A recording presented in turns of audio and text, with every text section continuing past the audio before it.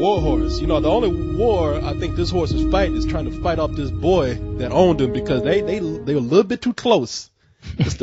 I won't even say the horse was close. I think that boy was just a little bit too close to this horse. They should have just cut out that whole beginning and just titled this Saving Private Horse, because I mean that's what eventually it became, that, and it also became Forced Horse. You're giving it too much, with all the goddamn encounters. You're giving it too much You are credit. giving it too much credit. I mean, I know it's a Spielberg movie that might have hints of his previous catalog, but yeah, It does, because that's all I could think about watching this damn movie. And everything I was worried about as far as that trailer trying to like force me into feeling something about this horse and every person that it counted was absolutely true. You know what? I laughed about that because I remember when we did the preview, we were all really trying to sell you on the fact that, no, Coach, you don't understand. This is based on a successful Broadway play. Which is based on a successful children's book as well. Oh, okay. Yeah. And when they've done all this innovative stuff and people love it and they come out crying and you got to give us a chance, man. This is going to be the movie of the year.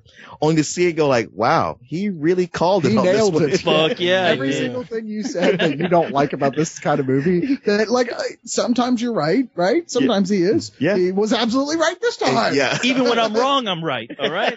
Yeah, but how could you not look at the trailer for this and realize the successful adaptations that it had behind it and think Spielberg taking this great story and making a movie? And we see the trailer and see all these great images of war and the majestic horse, and to get I'm what a we get genius. right here. See right through that shit. You just a guy that hates horses because you like, I want to see no fucking movie about a horse. Yeah, but I love horses, and I think we come down the same at the end. Yeah. I grew up around horses, so I'm like, oh man, I'm into this. Look at this. And 10 minutes into it, I was like, all right, enough of the horse. Yeah. That is the funny thing. I mean, this movie about the horse. This horse is special.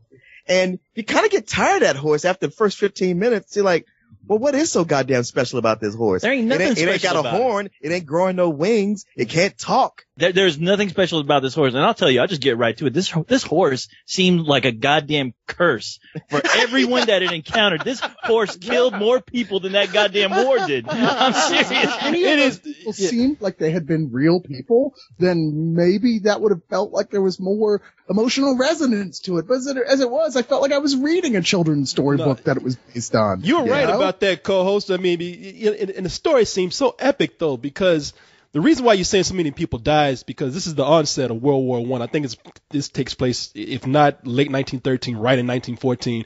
And you have this kid, Albert Narracott, whose father, while he was out drunk and didn't know what the fuck he was doing, just like, I'm going to buy a fucking horse. And he bought a horse and brings it home. And his wife, played by Emily Watson, like, what the fuck is this? We got to pay rent. You're like, I don't know. Follow me home. Shut the fuck up. I love that because it starts out as when he's bidding on the horse. It's the little guy against the rich land baron. And fuck that guy. Stick it to the man.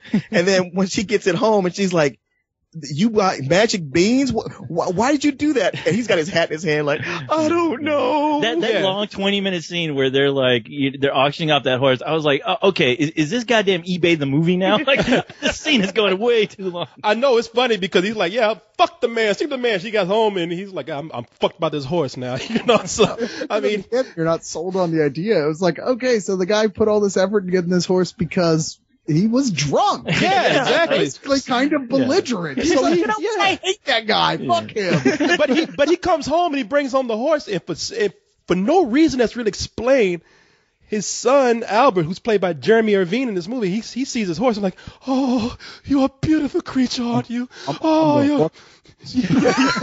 Yeah, he's like, oh, you'll be my best friend now, won't you? I love you. And it's like, what is it about this horse that he likes so much? I mean, he's a brony or something. I don't know. He's a brony, yeah. I mean, from that little Irish village they're in, I got the impression that the horse was the only one who wasn't an alcoholic. Like, oh, horse, you won't beat me on Friday nights. Look, Jeremy, can I sleep by myself for one night? No, you're my best friend. Get the fuck off me, man. Damn. But, they finally get separated because when the war does hit the village and starts affecting most of Europe, the horse is pretty much enlisted into the cavalry. And the owner who takes him, Captain Nichols, played by Tom Hiddleston, he's like, look, damn kid, all right, I'll take care of this fucking horse, okay? I'll bring him back. I can see you got some kind of connection with this horse. You having sex with him or something. You ain't gonna get no chick, so yeah, I'll bring the horse back. You won't obey anyone else. He won't be any good in the war neither. He shies at every sound. I'm sorry. But Joe's going, I'm going too. I'm volunteering. I see. What's your name, lad? Albert, sir. And how old are you, 19, Albert? sir. Is that the truth? No, sir, but I look 19 and I'm bigger than most 19-year-olds and I'm strong, sir, and I'm not afraid of I anything. don't doubt your qualifications, Albert. But the law was very clear about the proper age for soldiering. And your father's done what he had to do, you know that. 30 guineas isn't nearly enough to purchase a horse as fine as your Joey. I know that. But it's all I've got. Will you lease him to me, Albert? To be my own mount? I promise you, man to man, that I'll look after him as closely as you've done. I'll respect him and all the care that you've taken with him. And if I can, I'll return him to your care. And I hate coming to the country with all the that horse is swatting away flies with his tail, and also that goddamn kid. Get off me. There's no centaurs on your property, are there? Yeah, no, but when he takes the horse away, he tries to keep his promise, but he's killed, and because of that reason, the horse is traded from hand to hand. He's with the Germans, he's with the Brits, and you're right, co-host. Everyone that seems to get a hold of this horse meets some misfortune, which is why he switched off from another owner. People either die or the military comes in and steals the horse along with the rest of your stuff. Even other horses that get associated with this horse, they die.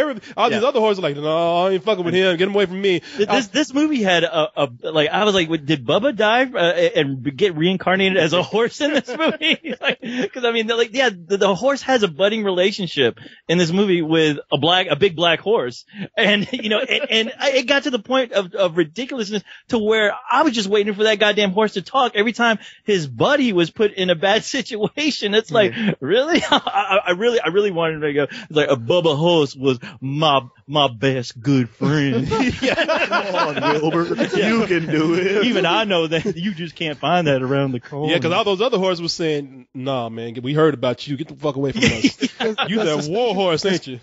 The suspension of disbelief this movie asks you to make is one that's based on, magical realism, which is a hard thing to sell anyway in almost any kind of film, but it can work if you ease into it. And through that, basically anthropomorphism. We have to believe that this horse is about 100 times smarter than any horse has ever been. And there's no real reason for us to feel that way except John Williams constantly poking you with his baton going, come on, can't you hear the strings in the orchestra? It's sad. In your fucking face for you to feel something for this horse. It's sad here. It's sad you saying that, because I'm just thinking about, how we saw Tintin and how that John Williams score was truly inspired, where it was like he was really going out of his way to help the audience know exactly how they should feel. With as many people as this horse was being exchanged to, you never got a sense of any of these characters, a relationship with the horse besides the fact that they just needed that horse. You never got any kind of relationship between any of them. It's really an anthology of short stories based upon who this horse encounters. And these stories are so short that the characters in those vignettes you don't get a chance to make them characters. Therefore, you don't feel for them. And that doesn't gel well when you have Steven Spielberg, who, look, great director. I know, who am I to talk about Steven Spielberg? But Steven Spielberg has a fatal flaw in some of his movies of being too emotionally heavy-handed. And when you try to apply too much heavy-handed emotion to characters you don't know that well, much less care about, that's disastrous. It's a formula that doesn't work. Sentimental has to be organic above almost all things.